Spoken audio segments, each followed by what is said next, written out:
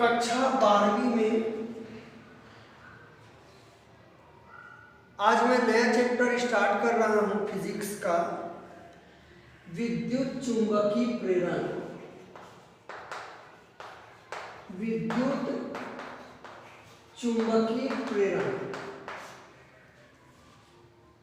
बेटा आज से आप लोगों को रेगुलर क्लास ज्वाइन करने पड़ेंगे। बोर्ड एग्जाम होगा, आप लोग फीस जमा किए हो तो धोखे में ना रहे कि आप लोगों का बोर्ड एग्जाम में कोई छूट मिलेगी। आज से भी आप अच्छे से पढ़ाई स्टार्ट करोगे तो भी आपके सारे चैप्टर्स मैं क्लियर करने वाला हूँ। मेरा लगभग 45 मिनट का आज से रेगुलर आप लोगों का क्लास जाएगा। आप लोगों ने पिछले वीडियो देखने में लापरवाही किए हैं, तब भी आज से जितना भी वीडियो जा रहा है आप लोग रूटीन उसकी पढ़ाई करिए और नोट्स बनाइए, सारी चीज़ें आपको क्लियर हो जाएगी। तो इसीलिए मैं नया चैप्टर स्टार्ट कर रहा हूँ आप लोगों का, विद्युत चुंबकीय प्रेरण। तो विद्युत चुंबकीय प्रेरण क्या है? दोनों नाम है। चुंबक के कारण विद्युत उत्पन्न हो जाए या विद्युत के कारण चुंबकीय गुण उत्पन्न हो जाए। ठीक है, तो सबसे पहले आप लोग क्वेश्चन बनाएंगे कि विद्युत चुंबकीय प्रेरण क्या है। विद्युत चुंबकीय प्रेरण क्या है? तो विद्युत चुंबकीय प्रेरण की डिफिनेशन होगी बेटा, जब कोई एक कुंडली या बंद लूप और चुंबक के बीच आपेक्षिक गति होती है। या तो कुंडली को चुंबक के पास लाऊं या चुंबक को कुंडली के पास लाऊं या दूर ले जाऊं, तो जाहिर है बेटा चुंबक के कुंडली के आसपास चुंबकीय क्षेत्र में परिवर्तन होगा। इसको आगे पीछे लाओगे तो पास लाओगे तो चुंबकीय क्षेत्र की तीव्रता बढ़ जाएगी, दूर ले जाओगे कम होगा। तो जब किसी कुंडली से बद्ध चुंबकीय फ्लक्स में परिवर्तन होता है बेटा, तो उसमें प्रेरित विद्युत वाहक बल उत्पन्न हो जाता है। और यदि कुंडली बंद हो तो इसमें प्रेरित धारा प्रवाहित होने लगती है। इसे अपन विद्युत चुंबकीय प्रेरण कहते हैं। तो शॉर्ट में डिफिनेशन होगी, जब एक कुंडली और चुंबक के बीच आपेक्षिक गति होती है तो कुंडली में क्या उत्पन्न होती है? बंद कुंडली में धारा उत्पन्न होती है या कुंडली में प्रेरित विद्युत वाहक बल उत्पन्न हो जाती है। और यदि कुंडली बंद है तो उसमें प्रेरित धारा बहने लगती है। इस घटना को अपन कहते हैं क्या? विद्युत चुंबकीय प्रेरण। सिंपल सी डिफिनेशन है, ज्यादा रखने की जरूरत ही नहीं है, आसानी से आप लोग कभी पढ़ाई करेंगे तो क्लियर है। अगला क्वेश्चन करेंगे, चुंबकीय फ्लक्स क्या है? चुंबकीय फ्लक्स क्या है? जहां तक मुझे याद है बेटा, मैं विद्युतीय फ्लक्स भी बताया था आप लोगों को और बोला था कि चुंबक में भी आएगा, सेम फार्मूले भी आएंगे, इसमें मात्रक भी वेबर होगा।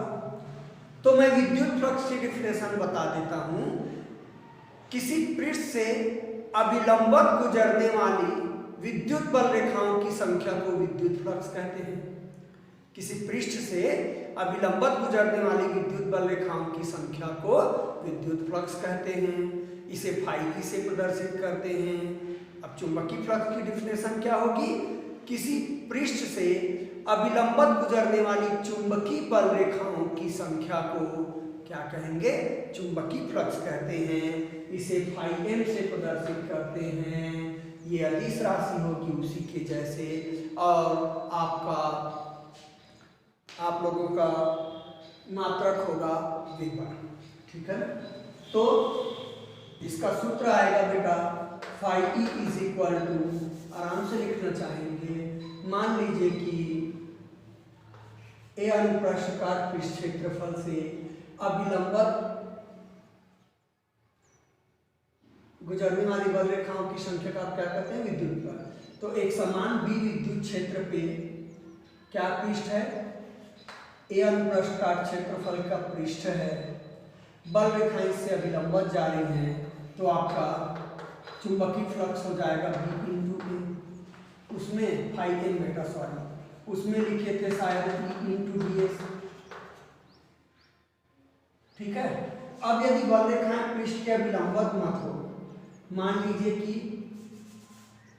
ये पृष्ठ है,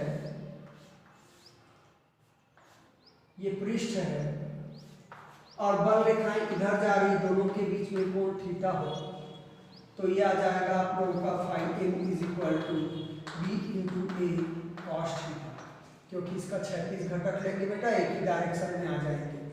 ठीक है। तो इस प्रकार से आप लोगों का चुंबकीय फ्लक्स की डिफिनेशन लिखेंगे और थोड़ा सा फार्मूला लिखेंगे। ठीक है। अदिश राशि है मैं बता दिया हूँ, मात्रक वेबर ही होगा। अब आप लोग प्रश्न बनाएंगे फैराडे के प्रयोग। तो आप लोगों का क्वेश्चन होगा फैराडे के विद्युत चुंबकीय प्रेरण के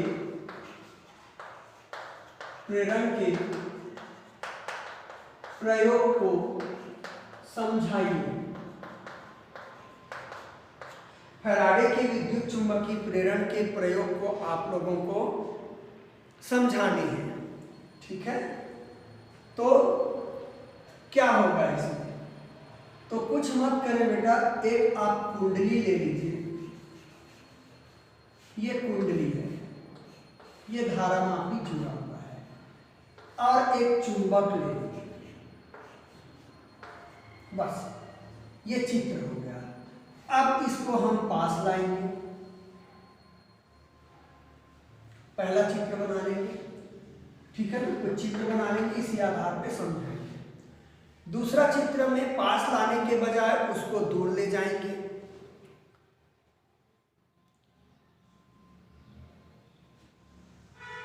ठीक है। तीसरे चित्र में आप स्थिर रख सकते हैं। तो ये आप लोग चित्र बनाएंगे अलग अलग। दूसरा ये N और ये S है।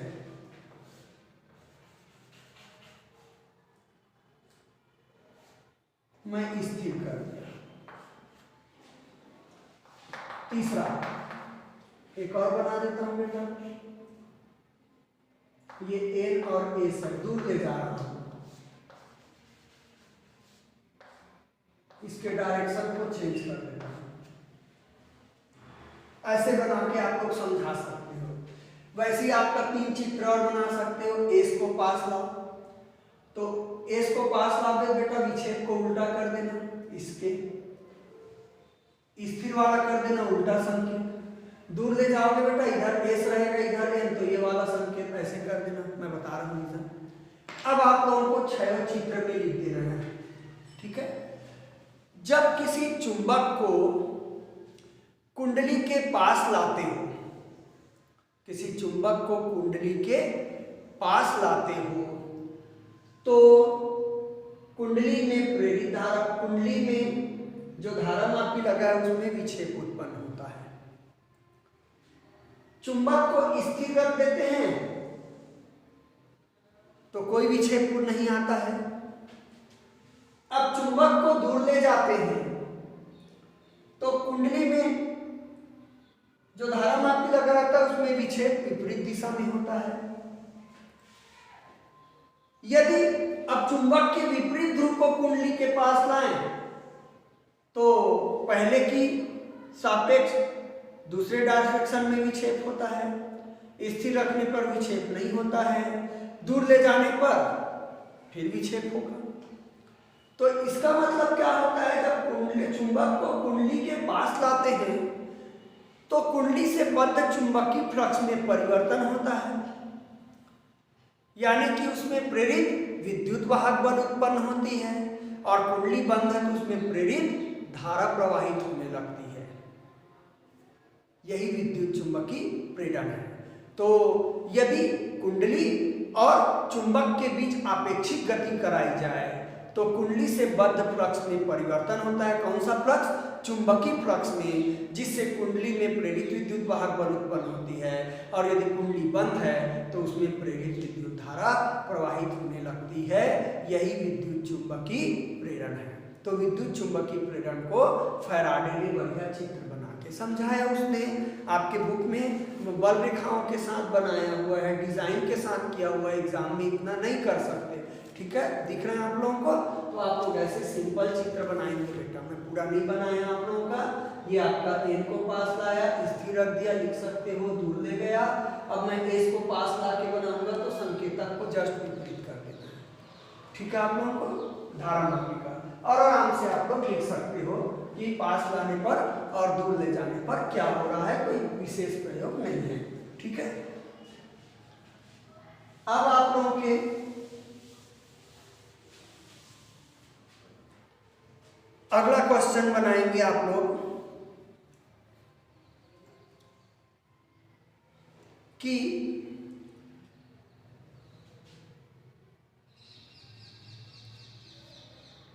फैराडे के विद्युत चुंबकीय प्रेरण के नियम को लिखिए। प्रश्न बनाएंगे, बहुत इंपॉर्टेंट प्रश्न है बेटा। फैराडे के विद्युत चुंबकीय प्रेरण के नियम को लिखिए, इंपॉर्टेंट भी कर सकते हैं। प्रयोग तो क्लियर था आप लोगों का। अब फैराडे के विद्युत चुंबकीय प्रेरण के नियम को बताना है। तो पहला नियम, दो नियम दिया है बेटा इसमें फैराडे ने।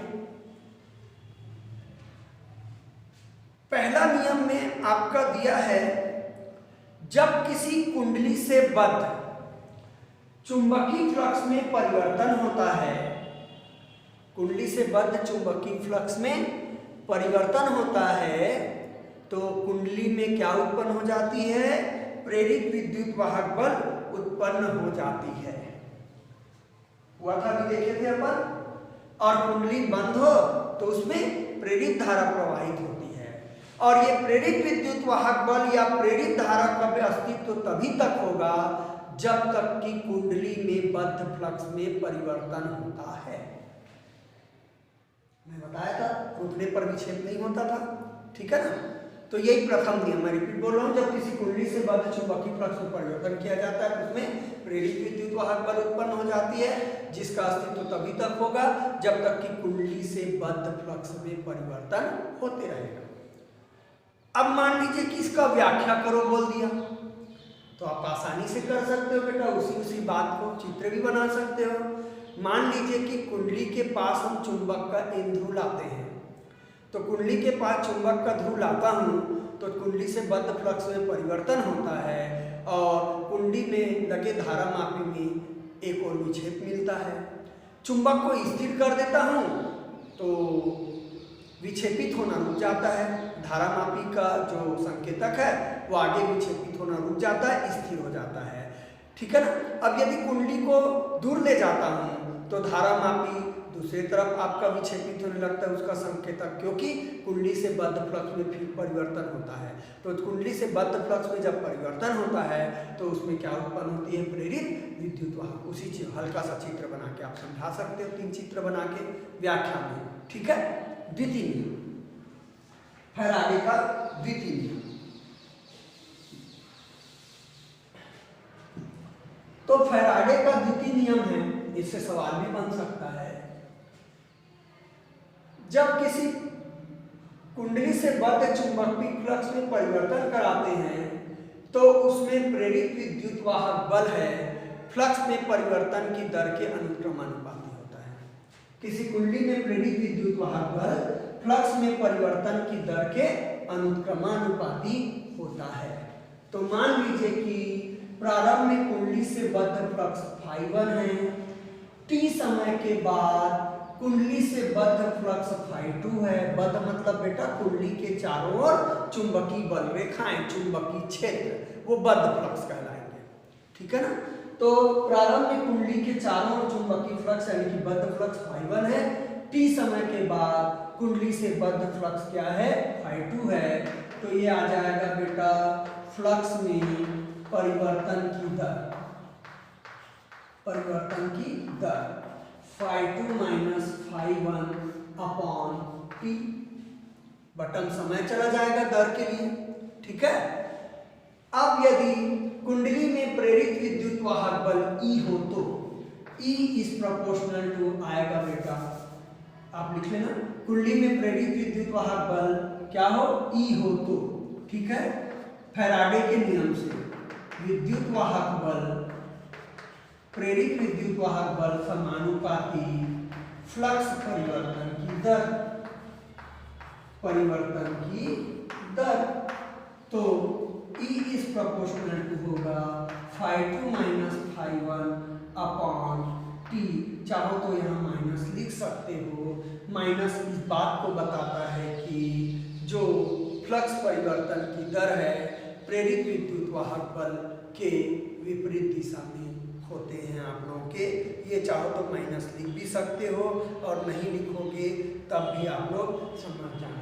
आगे मैं बताऊंगा जो प्रेरित विद्युत वाहक बल है फ्लक्स परिवर्तन का विरोध करता है, तो ऋण चिन्ह यह बताता है कि प्रेरित विद्युत वाहक बल है वो फ्लक्स परिवर्तन का विरोध करता है। नहीं भी लिखोगे तब भी चल जाएगा बेटा। E बराबर हो जाएगा के φ2 माइनस φ1 अपॉन T, जहाँ के एक अनुपातिक नियतांक है। SI पद्धति में इसका मान 1 होता है, ठीक है आप लोगों का। तो SI पद्धति में इसका मान 1 होता है, तो E इज इक्वल टू हो जाएगा हो जाएगा आपका φ2 माइनस φ1 अपॉन T, ठीक है। या E इज इक्वल टू लिख सकते हैं d फाई अपॉन dt बेटा। क्यों, फ्लक्स परिवर्तन की दर d फाई और समय परिवर्तन t माइनस 0 को dt लिख सकते हैं अपन, ठीक है। समय अंतराल छोटा हो तो ये भी आपका हो सकता है। यहाँ मैं माइनस चिन्ह नहीं लिखा हूँ, माइनस लिखिए तो अच्छा बात है, लेकिन न्यूमेरिकल लगाते समय आप लोगों का माइनस नहीं रहेगा। माइनस जरूर लिखना, हाँ क्यों, क्योंकि प्रेरित विद्युत वाहक बल है फ्लक्स परिवर्तन का क्या करेगा, विरोध करेगा। ये बहुत मायने रखता है, ये बहुत अच्छी टॉपिक है कि प्रेरित विद्युत वाहक बल फ्लक्स परिवर्तन का विरोध करता है। देखेंगे आगे हम कुछ उपकरणों में। तो हमने फैराडे के 2 नियम देखे। पहला नियम सिंपल था, बद्ध फ्लक्स में परिवर्तन किया जाए तो प्रेरित विद्युत वाहक बल उत्पन्न होता है कुंडली में, और ये विद्युत वाहक बल तब तक उत्पन्न होगा जिसका अस्तित्व तब तक रहेगा जब तक कि कुंडली से बद्ध फ्लक्स में क्या करे, परिवर्तन करे। और दूसरा ये रूल, ठीक है आप लोगों का। अगला हम बात करेंगे लेंज का नियम। लेंज का नियम, ठीक है। प्रश्न बनाएंगे, लेंज का नियम क्या है, लेंज का नियम क्या है समझाइए। लेंज के नियम को समझाइए, ठीक है। तो मैं बार बार बोल रहा हूं बेटा, जब किसी कुंडली से बद्ध चुंबकीय फ्लक्स में परिवर्तन होता है तो उसमें प्रेरित विद्युत वाहक बल उत्पन्न हो जाती है, और यदि कुंडली बंद है तो उसमें प्रेरित धारा प्रवाहित होती है। इस प्रेरित धारा की दिशा इस प्रकार होती है कि उस कारण का विरोध कर सके जिसके कारण यह स्वयं उत्पन्न हो। यही बात तो फैराडे ने भी बोला था द्वितीय नियम में। माइनस चिन्ह यह बताता है कि प्रेरित विद्युत वाहक बल है फ्लक्स में परिवर्तन का विरोध करता है ना। अब यहाँ पे लेंज ने बहुत अच्छे से समझाया है, आप लोगों को भी बहुत अच्छे से समझ आएगा, ठीक है। तो नियम क्लियर है लेंज का। वही बात मैं बोलूंगा बेटा, पूरा चैप्टर इसी में समाप्त है। बहुत छोटा चैप्टर है, कल शायद समाप्त भी हो जाएगा, कल परसों में।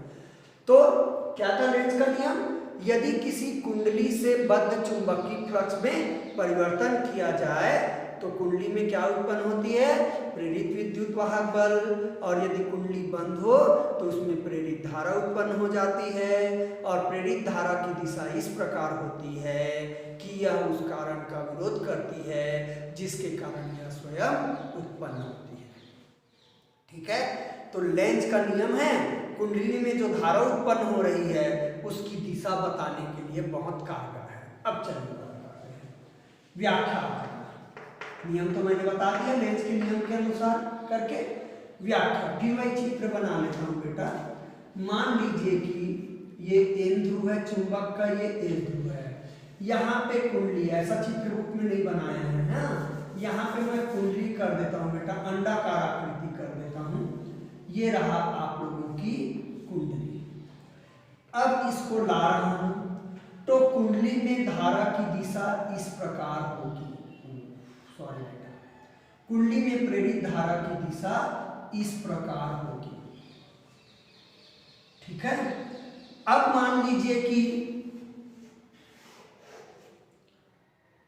एस और एन, इसको दूर ले जाता हूं तो कुंडली में अंडाकार आकृति कर दो। कुंडली साइड से देखोगे तो अंडाकार आकृति में दिखेगी। तो इसमें धारा की दिशा इस प्रकार होगी।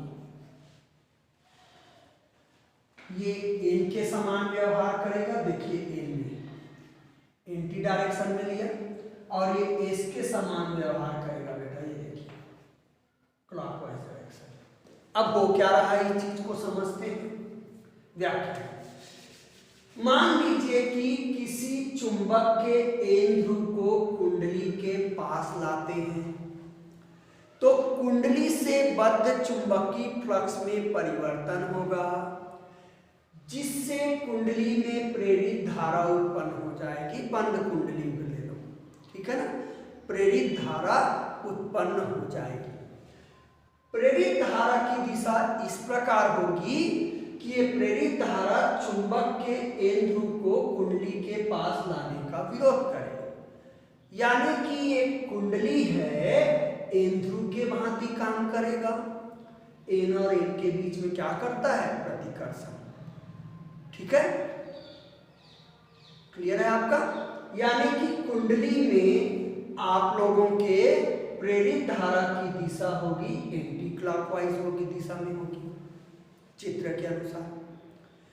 अब मान लीजिए कि मैं एन ध्रुव को दूर ले जाता हूं। एन ध्रुव को कुंडली से कहां ले जाता हूं, मैं दूर ले जाता हूं। तो कुंडली में प्रेरित धारा की दिशा इस प्रकार होगी। कुंडली में उत्पन्न प्रेरित धारा की दिशा इस प्रकार होगी कि ये कुंडली को चुंबक के दूर ले जाने का विरोध करे। अब विरोध तब होगा बेटा जब दोनों के बीच आकर्षण बल काम करे। यानी कि कुंडली में है वो किसके समान काम करेगा, एस ध्रुव के समान काम करेगा। तो कुंडली में प्रवाहित धारा की दिशा दक्षिणावर्त यानी कि क्लॉकवाइज डायरेक्शन में होगी। यही आपका लेंज का नियम है। बहुत आसानी से, जरूरी है कि आप एन में बताओ बेटा, एस ध्रुव को भी लाके समझा सकते हो। चलिए मैं एस में भी समझ गए आप लोग, मैं एस में भी समझा देता हूं। एस करूंगा तो कैसे होगा देख लेते हैं। ये मान लीजिए कि एस ध्रुव को पास लाता हूं और दूर ले जाता हूं, तब क्या होगा देखिए। तो जाहिर है बेटा एस ध्रुव को जब कुंडली के पास लाऊंगा, कुंडली के बद्ध फ्लक्स में परिवर्तन होगा, कुंडली में प्रेरित धारा प्रवाहित होगी। उसकी दिशा इस प्रकार होगी जो कि कुंडली के एस ध्रुव को पास लाने का, सॉरी बेटा, चुंबक के एस ध्रुव को कुंडली के पास लाने का विरोध करे। ये विरोध तभी होगा जब कुंडली एस ध्रुव के भांति काम करे, क्योंकि सजाती ध्रुवों में प्रतिकर्षण होता है। तो कुंडली में प्रवाहित धारा की दिशा होगी क्या, क्लॉकवाइज। अब मैं एस ध्रुव को दूर ले जाऊंगा तो कुंडली में प्रेरित धारा की दिशा इस प्रकार होगी कि वो एस ध्रुव को दूर ले जाने का विरोध करे। यह तभी संभव है जब कुंडली है वो एन ध्रुव की भांति काम करे। यानी कि इसमें प्रवाहित धारा की दिशा क्या होगी, आप लोगों का वामावर्त होगी, आप लोगों का एंटी क्लॉकवाइज होंगे। इस प्रकार से दो चित्र बना के आराम से लेंज के नियम का व्याख्या कर सकते हैं। बहुत आसान चैप्टर है, मैं बार बार बोल रहा हूँ, एक बार ध्यान से क्लियर कर लीजिए। रट्टा मारने की जरूरत नहीं है, आसानी से आप लोग समझा सकते हैं। लेंज का नियम क्लियर है सभी को। देखिए एक ही परिभाषा आ रही है, विद्युत चुंबकीय प्रेरण की भी परिभाषा वही आई, सब वही आई है। बद्ध फ्लक्स में परिवर्तन करते हैं कुंडली के तो उसमें प्रेरित विद्युत वाहक बल उत्पन्न हो जाता है, जिसको अपन क्या कहते हैं, विद्युत चुंबकीय प्रेरण करते हैं। वही चीजें आ रही है। अब हमको समझाना है बेटा, एक और क्वेश्चन करेंगे। समझाइए कि लेंज का नियम ऊर्जा संरक्षण के नियम के अनुकूल है। ऊर्जा संरक्षण के नियम के अनुकूल है। इसमें तीन प्रश्न इंपॉर्टेंट हो गए, फैराडे का नियम, लेंज का नियम और आपको समझाना है कि लेंज का नियम ऊर्जा संरक्षण के नियम के अनुकूल है। बिल्कुल नहीं रटना, फिर वही प्रैक्टिकल को अपने तरीके से लिखना है।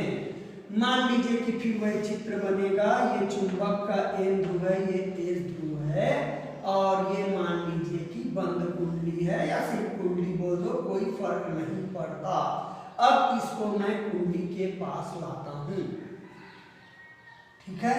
एक और बना लीजिए उसी चित्र को, ये एन और ये एस, और मैं दूर ले जाता हूं, अंडाकार आकृति बना देना, ये कुंडली है, ठीक है। अब इसको फिर आराम से समझाना है। जब हम चुंबक के एन ध्रुव को कुंडली के पास लाते हैं तो कुंडली से बद्ध फ्लक्स में परिवर्तन होता है, जिससे कुंडली में प्रेरित धारा उत्पन्न हो जाती है। लेंज के नियम के अनुसार प्रेरित धारा की दिशा इस प्रकार होती है कि वह चुंबक को कुंडली के पास लाने का क्या करती है, विरोध करती है। यानी कि कुंडली में प्रेरित धारा की दिशा इस प्रकार होगी कि वो एन ध्रुव के भांति काम करने लगता है। यानी कि कुंडली में प्रेरित धारा की दिशा वामावर्त यानी कि एंटी क्लॉकवाइज दिशा में होती है। तो कुंडली चूंकि एन ध्रुव के भांति काम करने लगता है प्रेरित धारा कारण, और चुंबक के एन ध्रुव को पास ला रहे हैं, तो दोनों के बीच प्रतिकर्षण होगा। अब यदि चुंबक को कुंडली के और पास लाना है तो इस प्रतिकर्षण बल के विरुद्ध हमको कार्य करना पड़ेगा। यही किया गया कार्य कुंडली में प्रेरित धारा के रूप में प्राप्त होती है या विद्युत ऊर्जा के रूप में प्राप्त होती है। सिंपल सी बात है, कार्य किस में बदल रहे हैं, ऊर्जा में बदल रहे हैं, और ऊर्जा संरक्षण का नियम हो गया बेटा, इसको बता सकते हो। इसी प्रकार यदि हम एन ध्रुव को कुंडली से दूर ले जाते हैं तो कुंडली में प्रेरित धारा उत्पन्न हो जाती है, और इस प्रेरित धारा की दिशा इस प्रकार होती है कि वह उस कारक का विरोध करती है, कारण का, जिसके कारण वह स्वयं उत्पन्न हुई है। इसका मतलब ये एन ध्रुव के दूर जाने का विरोध करेगी, और यह तभी संभव है जब कुंडली एस ध्रुव की भांति व्यवहार करे। यानी कि कुंडली में प्रेरित धारा की दिशा दक्षिणावर्त यानी कि क्लॉकवाइज होती है। तो कुंडली चूंकि प्रेरित एस ध्रुव के समान काम करता है और चुंबक का एन ध्रुव दूर ले जा रहे हैं, दोनों के बीच आकर्षण बल काम करता है। अब ये चुंबक को कुंडली से दूर ले जाना होगा, चुंबक के एन ध्रुव को कुंडली से दूर ले जाना होगा, तो इस आकर्षण बल के विरुद्ध काम करना पड़ेगा, और यही किया गया कार्य कुंडली में प्रेरित धारा या विद्युत ऊर्जा के रूप में संचित होती है। अतः लेंज का नियम ऊर्जा संरक्षण के नियम के अनुकूल है। देखिए बहुत सिंपल तरीका से एक ही चीजों को अपन बार बार अंडरलाइन करके बोल रहे हैं, कोई भी नया बात इसमें नहीं आ रहा है। बहुत क्लियर है आप लोगों को। तो लेंज का नियम आप लोगों का ऊर्जा संरक्षण नियम के अनुकूल है। बुक में चित्र नहीं बनाया बेटा, आप लोगों को बनाने पड़ेंगे चित्र, ठीक है।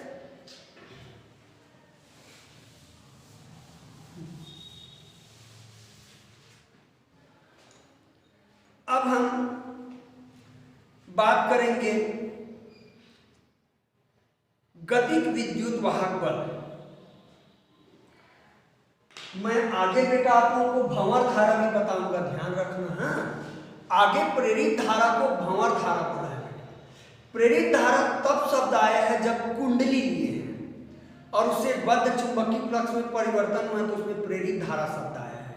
अब कुंडली की जगह धातु की छड़ ले लो या धातु की चादर वगैरह ले लूं और उससे बद्ध फ्लक्स में परिवर्तन करूं, तो उसमें जो प्रेरित धारा उत्पन्न होगी उसको भंवर धारा बोलेंगे। मैं शायद कल के क्लास में बताऊंगा, लेकिन इस बात को ध्यान रखना, सेम है, नया चीज नहीं है, ठीक है। तो अभी हम बात करेंगे गतिक विद्युत वाहक बल। प्रश्न बनाइए, गतिक विद्युत वाहक बल क्या है? गति मतलब गति के कारण बेटा। तो जब किसी चालक को, अभी चुंबक को कुंडली के पास ले जा रहे थे, है ना। अब यदि किसी चालक को चुंबकीय क्षेत्र में गति कराते हैं, चाहे चालक की छड़ हो चाहे चालक की प्लेट हो, तो यदि किसी चालक को हम चुंबकीय क्षेत्र में गति कराते हैं तो चालक से बद्ध फ्लक्स में परिवर्तन हो जाता है, फलस्वरूप चालक के अंदर प्रेरित विद्युत वाहक बल उत्पन्न हो जाती है। इस प्रेरित विद्युत वाहक बल को गतिक विद्युत वाहक बल कहते हैं। देखिए वही बातें आ रही हैं, है ना? ठीक है, अभी चूंकि फैराडे ने प्रैक्टिकल करके बताया था तो चुंबक और कुंडली की गति कराया था। अब ये आगे स्टेज में चला गया, बहुत सिंपल है। यदि किसी भी चालक क्षण को, चालक प्लेट को या कोई चालक को चुंबकीय क्षेत्र में हम गति कराएंगे तो उससे बद्ध फ्लक्स में परिवर्तन होगा, चालक से बद्ध फ्लक्स में, और चालक में प्रेरित विद्युत वाहक बल उत्पन्न हो जाएगी। इस प्रेरित विद्युत वाहक बल को कहेंगे क्या? गतिक विद्युत वाहक बल। ठीक है, अब डिफिनेशन हो गया। अब यहां से आप लोगों का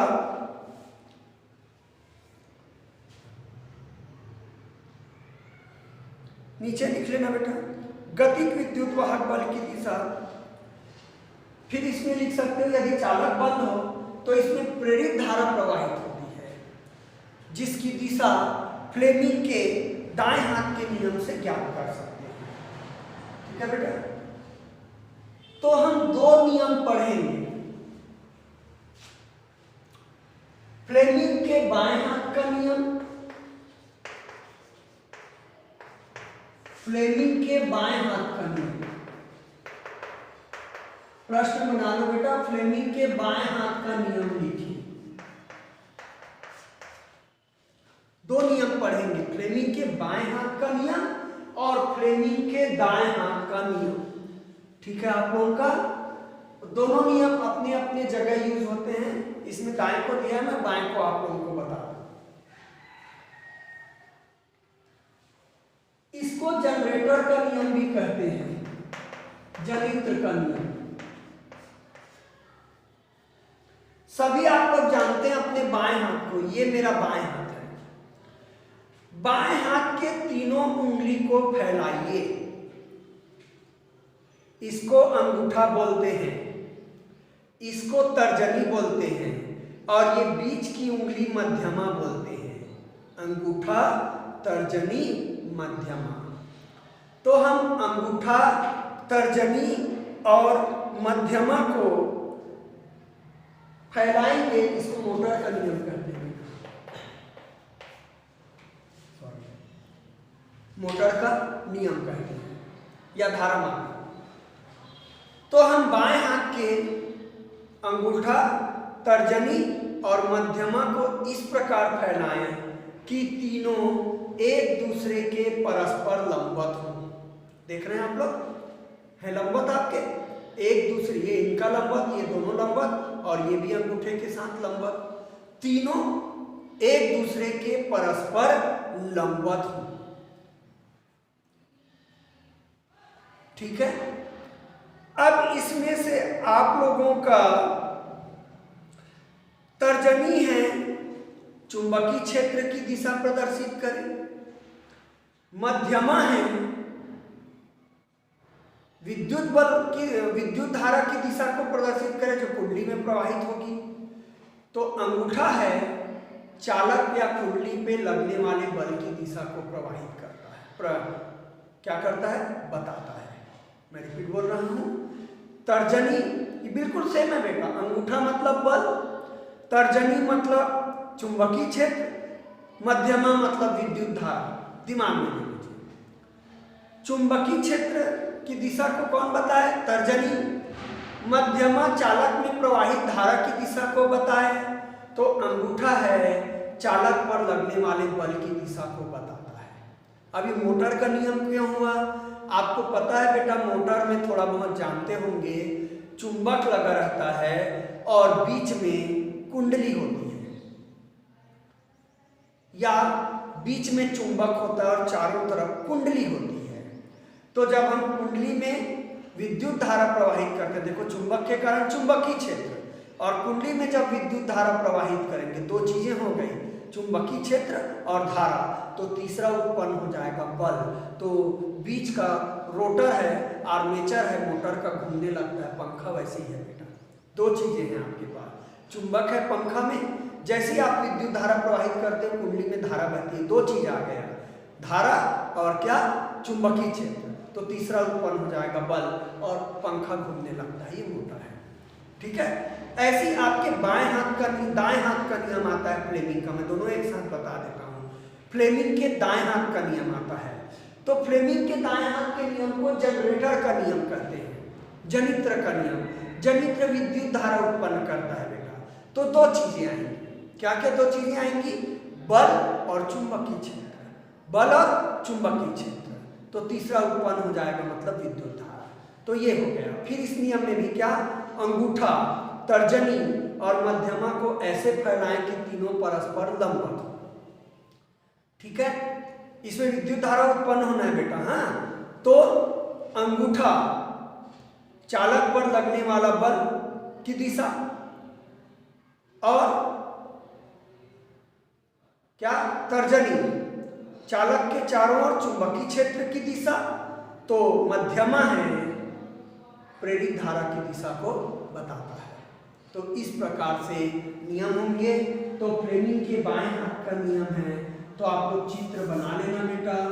ये चित्र, ऐसा चित्र बुक में नहीं होगा आप लोगों का, मैं चित्र आप लोगों को बता रहा हूं। ये और ये मान लीजिए कि अंगूठा है, ये मान लीजिए कि तर्जनी है,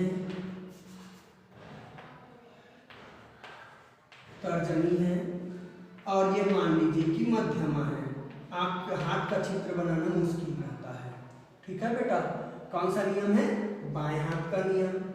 तो अंगूठा है प्रेरित बल की दिशा बताएगा बेटा, ये बताता है चुंबकीय क्षेत्र की दिशा, और ये बताता है धारा की दिशा। आप चित्र बड़ा कर देंगे और इसी को लिखना है आप लोगों को। ठीक है, क्या लिखेंगे, यदि हम बाएं हाथ के अंगूठा, तर्जनी, मध्यमा को इस प्रकार फैलाएं कि तीनों परस्पर क्या हो, लंबवत हो। यदि तर्जनी चुंबकीय क्षेत्र की दिशा को प्रदर्शित करे और मध्यमा चालक में प्रवाहित धारा की दिशा को प्रदर्शित करे, तो अंगूठे की दिशा चालक में लगने वाले बल की दिशा को बताता है, इसलिए मैंने प्रेरित बल लिखा। हो गया आप लोगों को फ्लेमिंग के बाएं हाथ का नियम। अब आप लोग क्वेश्चन करेंगे फ्लेमिंग के दाएं हाथ के नियम को लिखिए। प्रश्न में दाएं हाथ आ जाएगा, तो ऐसा बना लो बेटा चित्र को। ये दायां हाथ, ये देखिए, ये हो गया अंगूठा, इसको आप तर्जनी बोलते हो,